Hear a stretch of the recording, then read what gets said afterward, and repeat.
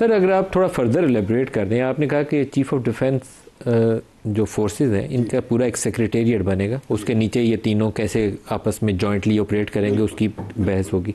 इसी तरीके से नेशनल स्ट्रेटेजिक कमांड है, आपके पास पहले भी एक स्ट्रक्चर मौजूद है लेकिन अब आप उसको नए तरीके से रीडिफाइन करेंगे।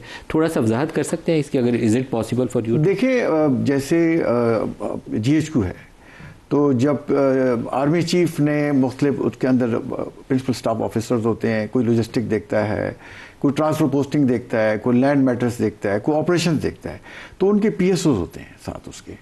तो इसी तरह से यहाँ पे जब CDF का अहदा क्रिएट होगा तो उनके कोऑर्डिनेशन के लिए एयरफोर्स से कौन कोऑर्डिनेट करेगा, नेवी से कौन कोऑर्डिनेट करेगा, और आर्मी की साइड से कौन वहाँ रिप्रेजेंटेशन उसकी होगी, फिर उसमें जो साइबर कमांड का कौन होगा और रॉकेट फोर्स का कौन उसमें होगा, फिर नेशनल स्ट्रेटेजी कमांड आ गई है उसके अंदर। तो इन सब के लिए एक सेक्रेटेरिएट बनाना होगा और उस सेक्रेटेरिएट में इन्हीं में से ऑफिसर आएंगे जो मैंने नाम लिया। लेकिन नेशनल स्ट्रेटेजिक कमांड जो अथॉरिटी होगी आपकी, उसका एक अलहदा से सेक्रेटेरिएट भी आपको क्रिएट करना पड़ेगा। बिल्कुल होगा, तभी तो देखें ना, पूरा सेटअप होगा जो उसको मैनेज कैसे करेंगे। उसकी डेवलपमेंट तो वो खुद देखेंगे, लेकिन एम्प्लॉयमेंट पॉलिटिकल अथॉरिटी के पास रहेगी। स्टिल उसको वज़ीर आज़म हेड करेंगे, वो वज़ीर आज़म के अंडर, वो वैसे उसको कोई टच नहीं कर रहा। ये सिर्फ जो है ना स्ट्रक्चरल मैटर्स है। सर, उसकी अपॉइंटमेंट जो है वज़ीर आज़म करेंगे on the recommendation of the army chief, जैसे ISI में होती है। ISI में देखिए on the recommendation of army chief prime minister appoint करते हैं और वो प्राइम मिनिस्टर के एडवाइजर हैं, उनको वो जाके डेली इंटरेक्ट करते हैं। ये भी इंटरेक्ट किया करेगा। सर, ISI पूरी मुतहत होती है वज़ीर आज़म की? बिल्कुल होती है, क्यों नहीं होती। देखिए, मतलब आपके मुताबिक है, अब इट डिपेंड्स ऑन यू कि आप कितना उसमें अपना कमांड एंड कंट्रोल कर सकते हैं। वो तो आपके उसके पे बिल्कुल मुताबिक, आपने उसको अपॉइंट किया हुआ है, तो जिस बंदे को आपने अपॉइंट किया हुआ है तो ज़ाहिर है वो आपके मुताबिक ही है। तो ये मैं ये समझता हूँ कि बड़ा अच्छा हमें पहले कर देना चाहिए था। और देखिए, इंडिया तो 5 साल पहले कर चुका है, तो ये हमें मॉडर्नाइजेशन की तरफ लेके जाएगा, ये हमें सिनर्जी क्रिएट करेगा और हमारा रिस्पांस आज के बाद जब ये हो जाता है, देखें, ज़्यादा पोटेंट और ज़्यादा इफेक्टिव होगा। और अब हमारी फोर्सेस ऑलवेज जैसे पहले भी रेडी थी, बट ज़्यादा तैयारी हालत में रहेंगी। अच्छा बिलाल साहब, आपने कोई 20 चीज़ें हमें गिनवाई थी कि ये काम हमने करना है, NFC अवार्ड का रिव्यू करना है, एजुकेशन को इधर लाना है, एक सिंगल नेशनल करिकुलम होगा उसके ऊपर काम करना है, पॉपुलेशन के ऊपर काम करना है।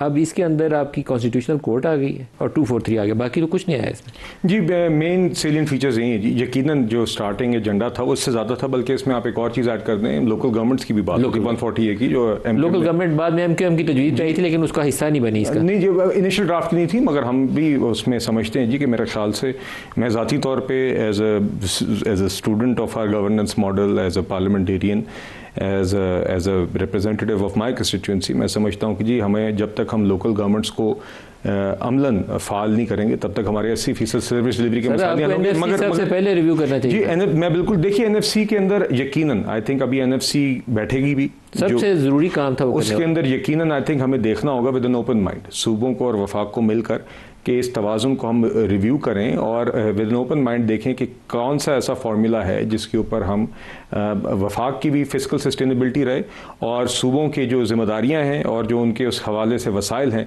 वो भी बरकरार रहें। तो मेरे ख्याल से ये इसके अंदर दीगर ऑप्शंस मौजूद है, NFC में भी डिस्कस होंगे। जो भी ऑप्शंस होती है वफाक का बजट ठीक करने की ज़रूरत है। मैं बुनियादी तौर पर इस बात से इत्तफाक करता हूँ कि जो हमने लोअर कैप लगाई हुई है कि सूबे का शेयर कभी कम नहीं हो सकता, ये नहीं होनी चाहिए।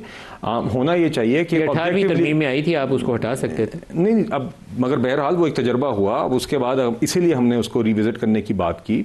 बुनियादी बात यह है कि जब भी NFC बैठे तो उस वक्त पिछले अवार्ड और उसके दौरान जो भी एक्सपीरियंस हुआ है और जो फिस्कल नंबर्स हैं उसकी बुनियाद के ऊपर जो भी नया फार्मूला बेहतर बनता है विदाउट एनी लिमिटेशंस, वो डिस्कस होना चाहिए। बट बहरहाल NFC के अंदर और भी तरीक़ेकार हैं और वो इंशाल्लाह हम डिस्कस करेंगे। मगर आपकी जो बुनियादी बात है नदीम साहब, मैं ज़रा ओवर आर्चिंग जो आपकी बात है, मैं बिल्कुल इत्तफाक करता हूँ। Education, population, health, NFC and local governments, ये सारी वो बातें थी जो हम करना चाहते थे। मगर बुनियादी हकीकत पार्लियामान की ये है कि आप आईनी तरमीम के अंदर वो चीज़ें पास कर सकते हैं जिसके ऊपर 2/3 आप नंबर्स या कंसेंसस उस हद तक हो कि आपके पास 2/3 नंबर्स हो सेनेट में भी और कौमी असम्बली में भी। पीपल्स पार्टी हमारी एक मेन इत्तेहादी है, they have a lot of numbers in both houses. तो जो एक मिनिमम एजेंडा जिस पे हम अग्री कर सके थे, उस पे सदर की इम्यूनिटी क्यों दी? ये देखिए, एक सदर एक आपके हेड ऑफ स्टेट हैं और this is not about any specific individual. एक सिंबल ऑफ द स्टेट भी होते हैं। तो उसमें बुनियादी तौर पर हमने देखा है कि जब सदर हटे भी हैं तो उनके ऊपर कभी कभी लोग छोटी मोटी इस तरह की केसेस भी हुए हैं कि यहाँ से फर्नीचर ले गए, ऐसी बात होगी। तो I think the idea is कि हम यहाँ पर एक उस दफ्तर को, उस ऑफिस को मद्देनज़र रखते हुए एक इम्यूनिटी उनके पास ऑलरेडी मौजूद भी होती थी इन टर्म ऑफ ऑफिस, तो उसको हवाले से ही देखिए अगेन कमाल नहीं है ये डेमोक्रेसी का। पीपल्स पार्टी के साथ सर जमहूरियत का इंतकाम नहीं है आपने देखा जी। देखिए सर आप माजरत चाहता हूँ आपसे, लेकिन नदीम साहब मेरी सदर साहब के ऊपर इन्वेस्टिगेशन किया आप लोगों ने, मेरा इल्ज़ाम नहीं है, आपने इन्वेस्टिगेशन की ओमनी ग्रुप की, ठीक है। अनवर मजीद साहब को आपने 14 अगस्त से अवार्ड भी दे दिया आपने।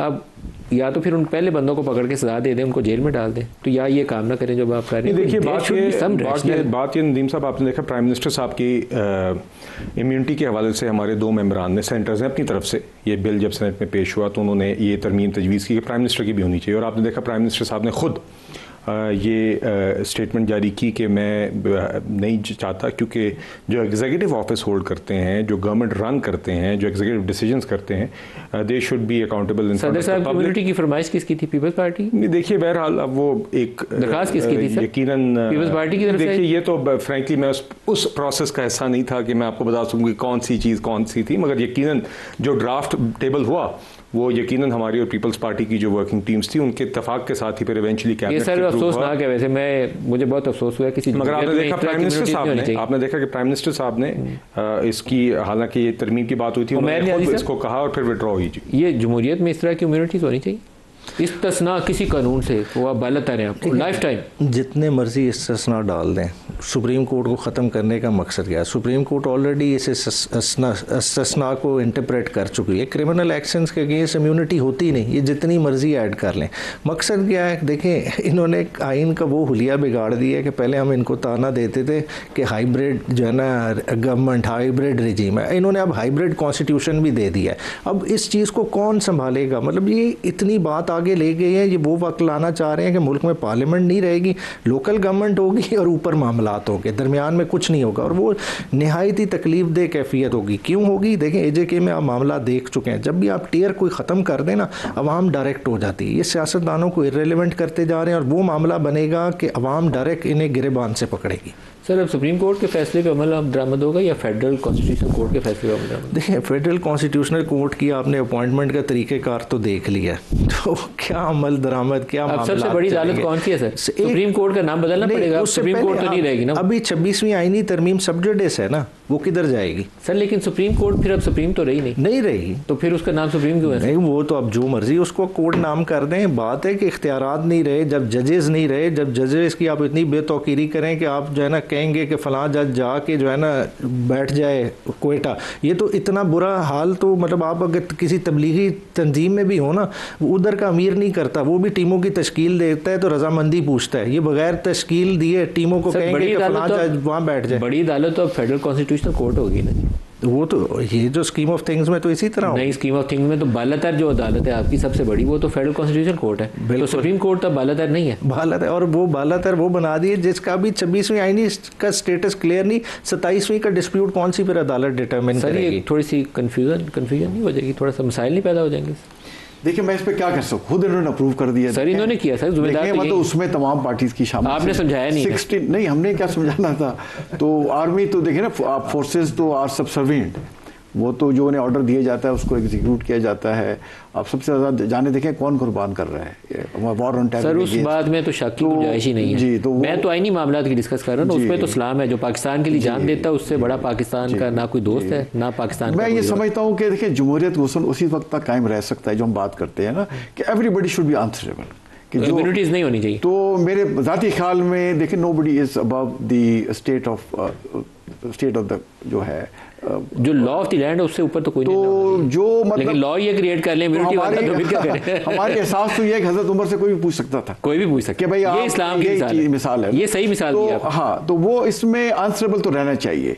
और बट हमारे जो इलेक्टेड नुमाइंदे उन्होंने इसको अप्रूव किया है और सर अभी कौमी असम्बली की मंजिल है, अल्लाह करे कि हमारे देखिए army act, Pakistan army act में तो आप रिटायरमेंट के बाद भी you are subject to Pakistan army act. मुझे जनरल क्यानी के वक्त कोई 2-3 जनरल के ऊपर इल्जाम लगा था तो उन्होंने यूनिफॉर्म डलवा के उन्हें वापस बुला लिया था कि वापस आ जाओ। जनरल क्यानी के वक्त हुआ था ना, देखिए मैं तलब कर लिया था। मतलब आप किसी वक्त भी बुला सकते हैं, यू रिमेन आंसरेबल।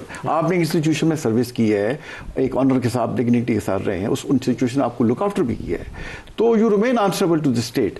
तो स्टेट से बड़ी तो कोई चीज़ नहीं है। देखिए क्यों बिलाल साहब आपका इत्फाक है इसमें? एक चीज़ है मैं ज़रूर कहना चाहूँगा, और again I come back to the point कि स्टैंडिंग कमेटी में अगर मजीद लोग शामिल होते तो शायद ज़्यादा बेहतर कलेक्टिव विजडम होता। वहाँ पर एक चीज़ ज़रूर इसमें फिर चेंज हुई। सर उन्होंने कहना था पहले खान साहब को बाहर निकालें फिर बैठेंगे। बस ठीक है जी, तो फिर ना ही समझिए ना सर, ना ही हर चीज़ से ना ही समझिए। आपकी पार्लिमानी जिम्मेदारी है, आप आते हैं, आपने हर चीज़ का ये बहाना बनाना है, तो फिर आपने आके अपना काम तो नहीं कर। फिर जहाँ पे हम टॉक शो पे भी की, फिर किस लिए आके फिर बाद में बयान क्यों देते हैं? वही बातें आपका जो एक्चुअल फोरम है। सर देखिए इसमें एक चीज़ मैं ज़रूर कहना चाहूँगा जो अभी अमेंड हुई है, जो कि स्टैंडिंग कमेटी के नतीजे में हुई है, वो ये हुई है कि अगर कोई शख्स सदर पाकिस्तान होता है या होती हैं और उसके बाद अगर वो पब्लिक ऑफिस उसके बाद होल्ड करें तो उस मुद्दत के दौरान फिर the immunity will cease. Sir ये तसल्ली बख्श नहीं है sir.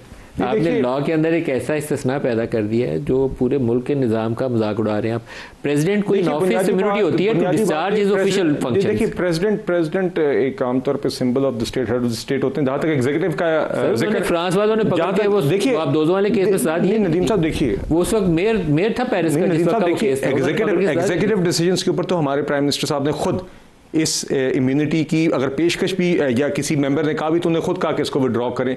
Prime minister as the executive who runs government should be accountable to the public and to the court at all times. जी प्रेसिडेंट को नहीं होना। देखिए एग्जीक्यूटिव मैं वही कहूँगा कि head of the state, symbol of the state होते हैं, मगर एग्जीक्यूटिव डिसीजन मेकिंग जहाँ पर ज़्यादा अकाउंटेबिलिटी आती है उस हवाले से तो प्राइम मिनिस्टर साहब आपने देखा खुद किया और दीगर लोगों ने उसको अप्रीशिएट भी किया। जी प्राइम मिनिस्टर साहब, हालांकि हमारे 2 मेंबर्स ने इसी हवाले से किया कि प्रेसिडेंट की भी है तो प्राइम मिनिस्टर की भी होनी चाहिए, तो प्राइम मिनिस्टर ने खुद ही कहा कि नहीं, I would like to remain accountable and transparent both before the people and before courts। जो पीटीआई की अपनी सियासत है वो ये 26वीं और 27वीं तरमीम के बाद आप लोगों का कोई ज़्यादा बड़ा डाउनफॉल नहीं शुरू हो गया? थोड़े से इररेलेवेंट आप होते जाएंगे और टूटते फूटते जाएंगे, आप अंदर से वीक होते जाएंगे, आपकी पावर जो है स्ट्रीट पावर वो भी कंप्रोमाइज़ हो गई है।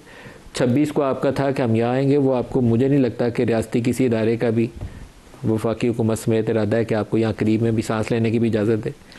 अच्छा देखिए 26वीं और 27वीं के बाद मैं समझता हूँ हमारे कंधों से तो बोझ उतर गया। आज 27वीं में इन्होंने बाय हुक क्रोक जिसका बंदे पूरे कर लिए चलें, मगर हमसे तो ये गुजर गई ना। अब बात है उल्टी गिनती इनकी शुरू हो गई है। अब हिसाब इन्होंने देना है। देखें क्योंकि देखें जो टॉपिक्स आप डिस्कस कर रहे हैं वो अभी ऑफ द टेबल नहीं हो गए। जो आपने NFC की बात की, जो आपने पॉपुलेशन की, मिनिस्ट्री की, एजुकेशन की बात की, ये सारी चीज़ें हैं जो इनसे इन्होंने करानी है। ये अभी तो ट्रेलर है और जो उस वक्त इन्हें तकलीफ होगी फिर ये बोल भी नहीं सकेंगे, फिर ये गिला भी नहीं कर सकेंगे, इन्हें कंधा भी रोने के लिए नहीं सर मिलेगा। खुशी से ये करेंगे नहीं करेंगे, ठीक है सर। देखें पीपल्स पार्टी से करवा लें, इनसे बहुत कुछ कराएं। सर पीपल्स पार्टी भी करेगी। पीपल्स पार्टी ने देखे ना अभी उन्होंने इनको 243 पे और कॉन्स्टिट्यूशनल कोर्ट पे उनका सपोर्ट देंगे, साथ प्रेसिडेंट की इम्यूनिटी ले ली तो कल भी ऐसे ही हो जाएगा। वो कहेंगे अच्छा ये करना है आपने NFC अवार्ड, अच्छा ये साथ ये भी काम करें। देखिए अमेंडमेंट्स का दरवाज़ा खोल दिया ना, अब इनसे बंद नहीं होना। अब एक के बाद एक डिमांड आएगी और उससे बड़ी बड़ी डिमांड्स आएंगी और वो पूरी नहीं होंगी। पानी के इशू अभी इन्होंने तो ग्रीन पाकिस्तान इनिशिएटिव चीज़ें रोक ली कर ली, कल को कैसे रोकेंगे? इनके लिए बहुत बड़े मसले हैं और ये इनके रोने का टाइम है। आप इत्तेफाक करते हैं सर? इन्होंने कहा उल्टी गिनती हुकूमत की शुरू होने वाली हो गई है, ये बोला हो गई। मैं तो ऐसा नहीं कहना चाहूँगा। आप नहीं कहना चाहते? देखिए हुकूमत इज़ वेरी स्ट्रांग, उन्होंने अब 64 के साथ पास करा लिया है। तो एक JUI वाले ने भी वोट दिया है, PTI ने भी वोट दिया है। सर वो तो कोशिश करती है तो PTI सारी भी वोट करती है। देखिए वो एक अलग बात है बट ये है ना कि लोगों ने दूसरी पार्टियों से वोट दिए हैं, तो हुकूमत I think is going very strong. और जैसे CDF को उदय क्रिएट कर दिया गया, कॉन्स्टिट्यूशनल कोर्ट्स हैं, पोस्टिंग की जजेस हैं, ट्रांसफ़र हो सकती है। अब देखिए जजेस सारी उम्र एक जगह बैठे रहते हैं और जैसे फ़ौज में हर दूसरे तीसरे साल पोस्टिंग होती है, आप नए स्टेशन पे जाएं ताकि बाकी जो लिंक्स आपने अगर बन भी गए हैं तो नया फ्रेश ब्लड उधर आए, वो अपनी परफॉर्मेंस दिखाए, आपने जैसा किया कर लिया। तो ये जो बड़ा अच्छी है, देखें चीज़ों को पॉजिटिव भी देखना चाहिए। तो इसमें हमें हर चीज़ की उसको कॉन्स्पिरेसी थियरी या नेगेटिविटी के साथ नहीं देखना चाहिए। तो ये जो मामला हम डिस्कस कर रहे हैं उस पर काफ़ी पॉजिटिव चीज़ें भी हैं।